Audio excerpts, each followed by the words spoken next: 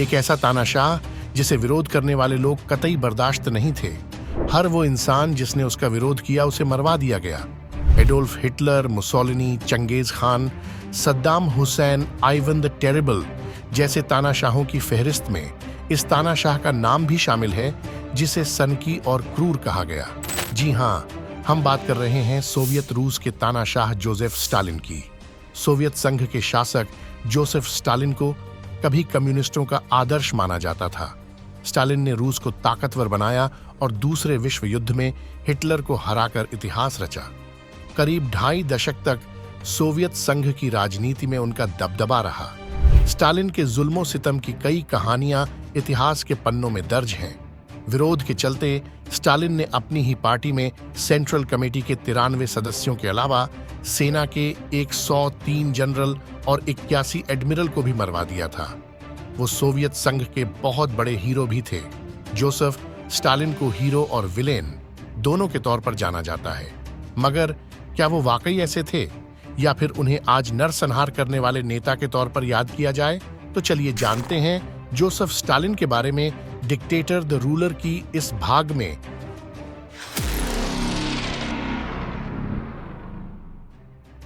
Stalin के नाम का मतलब होता है लौह पुरुष। स्टालिन ने जिस तरह की जिंदगी जी उससे यह लगता है कि उन्होंने अपना नाम सार्थक किया। उन्होंने रूस को इतना ताकतवर बनाया कि उसने हिटलर की जर्मन सेना को दूसरे विश्व युद्ध में मात दी। वो करीब 2.5 दशक तक सोवियत संघ के सबसे बड़े नेता रहे, लेकिन ये भी कहते हैं कि स्टालिन के राज में जुल्मों सितम की भी इंतहा हो गई थी। उनकी नीतियों और फरमानों की वजह से कथित तौर पर दसियों लाख लोग मारे गए। एक दौर में दुनिया के सबसे ताकतवर नेता रहे स्टालिन की जिंदगी एक मामूली से परिवार से शुरू हुई थी। 18 दिसंबर वर्ष 1879 जॉर्जिया के गोरी शहर में एक गरीब परिवार में जोसेफ स्टालिन का जन्म हुआ था। उनके बचपन का नाम जोसेफ विसारियोनोविच जुगाशविली था। उस वक्त जॉर्जिया रूस के बादशाह जार के साम्राज्य का हिस्सा था। स्टालिन के पिता पेशे से एक मोची थे। मां कपड़े धोने का काम करती थी। स्टालिन के पिता को शराब की लत थी। शराब पीने के बाद वो जोसेफ और उनकी मां के साथ खूब मारपीट करते थे। जब स्टालिन 7 वर्ष के थे तब उन्हें चेचक की बीमारी हो गई, जिससे उनके चेहरे पर दाग पड़ गए। इस बीमारी की वजह से उनके बाएं हाथ में भी खराबी आ गई थी। बचपन में स्टालिन बहुत कमजोर थे, जिसके वजह से दूसरे बच्चे उन्हें बहुत तंग किया करते थे। जब स्टालिन बड़े हो रहे थे, जॉर्जिया उस समय रूस के जार साम्राज्य का हिस्सा था और उस समय जॉर्जिया में जार के खिलाफ बगावत की चिंगारी सुलग रही थी। तो वहीं जॉर्जिया की लोक कथाओं और रूस विरोधी विचारों से स्टालिन काफी प्रभावित हो रहे थे। स्टालिन की मां काफी धार्मिक विचारों वाली महिला थी।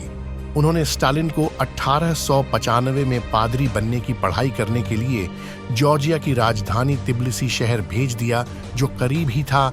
वहां पर मौजूद एक सेमिनरी यानी एक धार्मिक शिक्षा संस्थान में उनका दाखिला करा दिया था।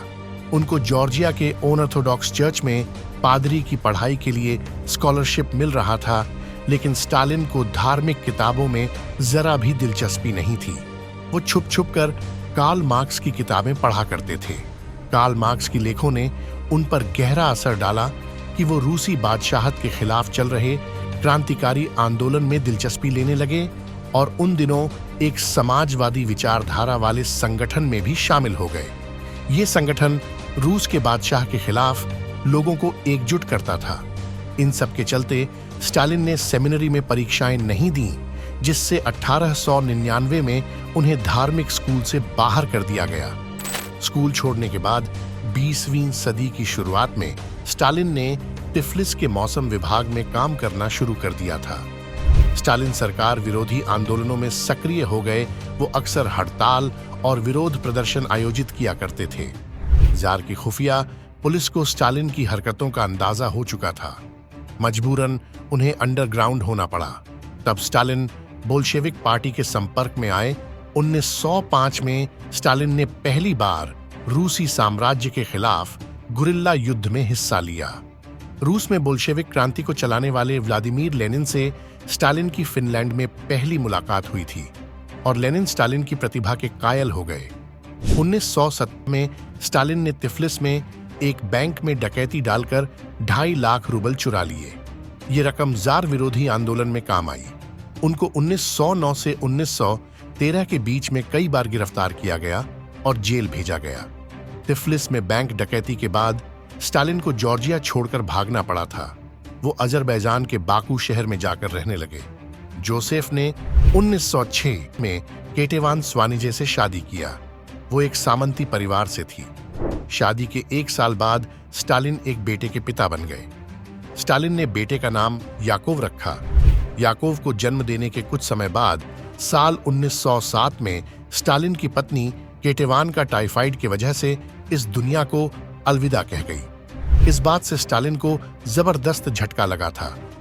स्टालिन ने अपने बेटे को उसके नाना नानी के पास छोड़कर खुद को पूरी तरह से रूसी क्रांति के हवाले कर दिया।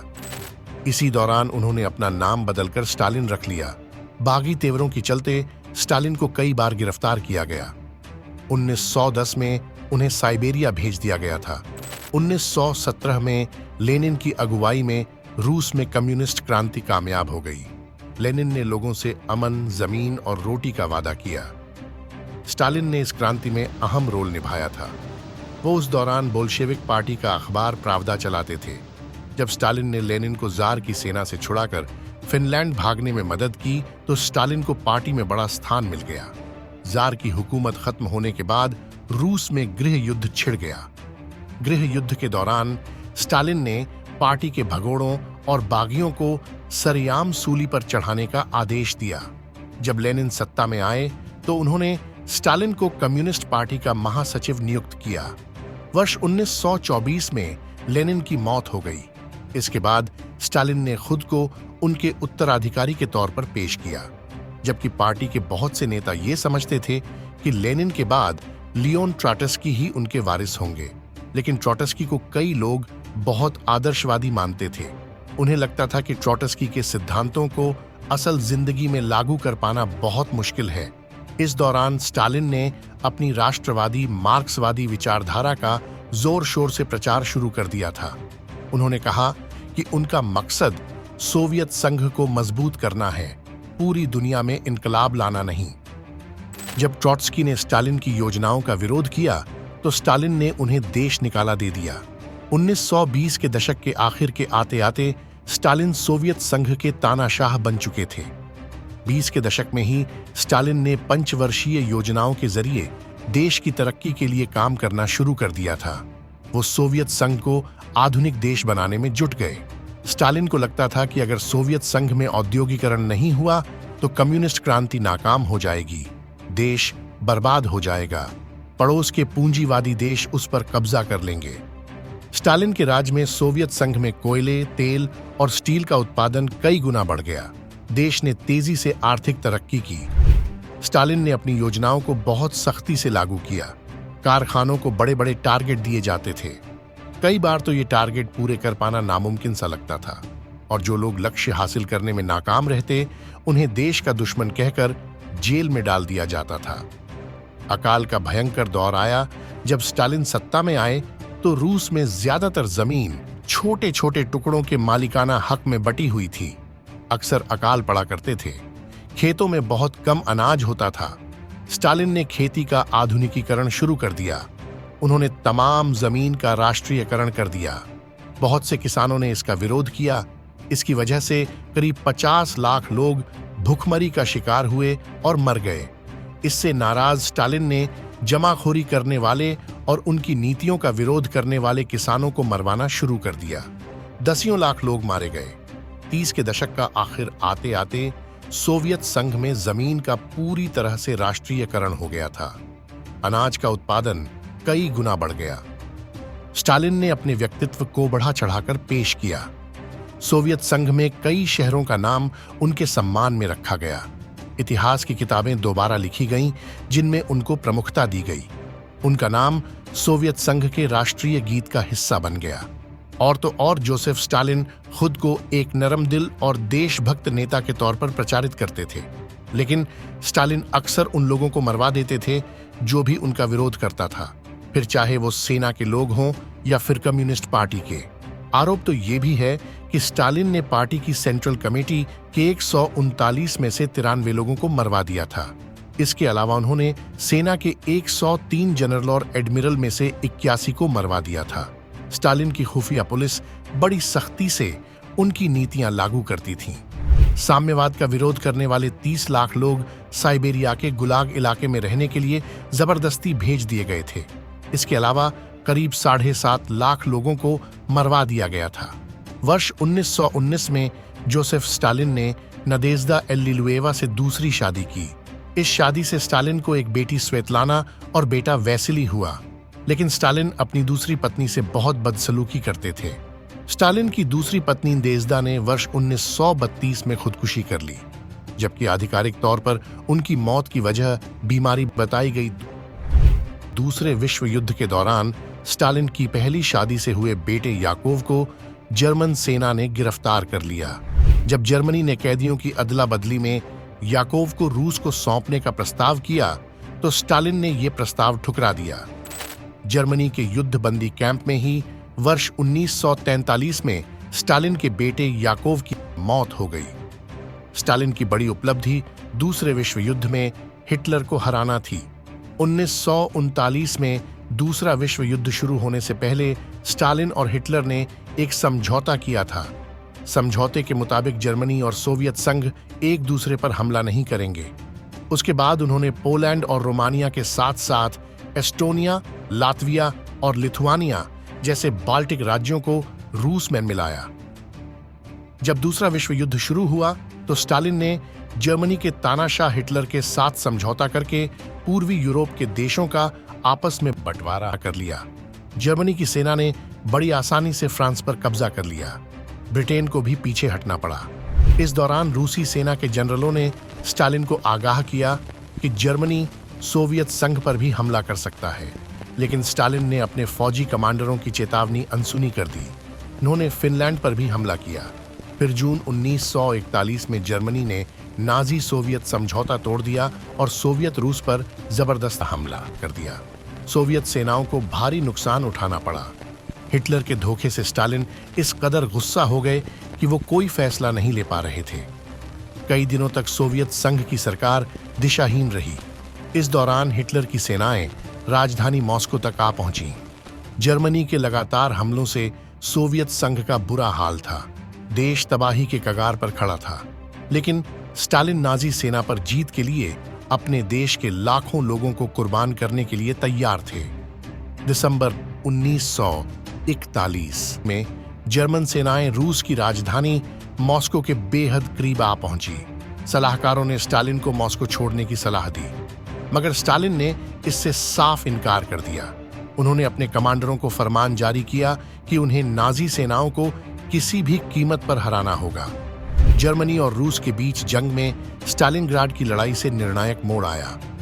हिटलर ने इस शहर पर इसलिए हमला किया क्योंकि इसका नाम स्टालिन के नाम पर था। वो स्टालिनग्राड को जीतकर स्टालिन को शर्मिंदा करना चाहता था, लेकिन स्टालिन ने अपनी सेनाओं से कहा कि वो एक भी कदम पीछे नहीं हटेंगी। स्टालिनग्राड के युद्ध में रूसी सेना के 10 लाख से ज्यादा सैनिक मारे गए, लेकिन आखिर में सोवियत सेनाओं ने जर्मनी को मात दे दी। इसके बाद तो सोवियत संघ ने हिटलर की सेनाओं को वापस जर्मनी की तरफ लौटने को मजबूर कर दिया। सोवियत सेनाएं जर्मनी को खदेड़ते हुए राजधानी बर्लिन तक जा पहुंची। दूसरे विश्व युद्ध में जर्मनी को हराने में स्टालिन ने बहुत अहम भूमिका निभाई थी। युद्ध के बाद पूर्वी यूरोप के एक बड़े हिस्से पर सोवियत सेनाओं ने कब्जा कर लिया। उन्होंने जर्मनी की राजधानी बर्लिन के पूर्वी हिस्से पर भी कब्जा कर लिया। शीत युद्ध का आगाज हो चुका था। सोवियत संघ ने 29 अगस्त 1949 को अपने पहले एटम बम का परीक्षण किया। स्टालिन ने कहा कि ये सभी देश सोवियत संघ के अंगूठे तले रहेंगे। दूसरे विश्व युद्ध के दौरान अमेरिका और ब्रिटेन स्टालिन के साथ थे, मगर युद्ध के बाद स्टालिन की नीतियों के चलते वो उसके दुश्मन बन गए। बर्लिन को लेकर ब्रिटेन, अमेरिका और सोवियत संघ के बीच तनातनी इस कदर बढ़ गई कि स्टालिन ने पूर्वी बर्लिन में अमेरिकी और ब्रिटिश सेनाओं के घुसने पर रोक लगा दी। अमेरिका ने पूर्वी बर्लिन में फंसे लोगों को 11 महीने तक हवाई रूट से मदद पहुंचाई।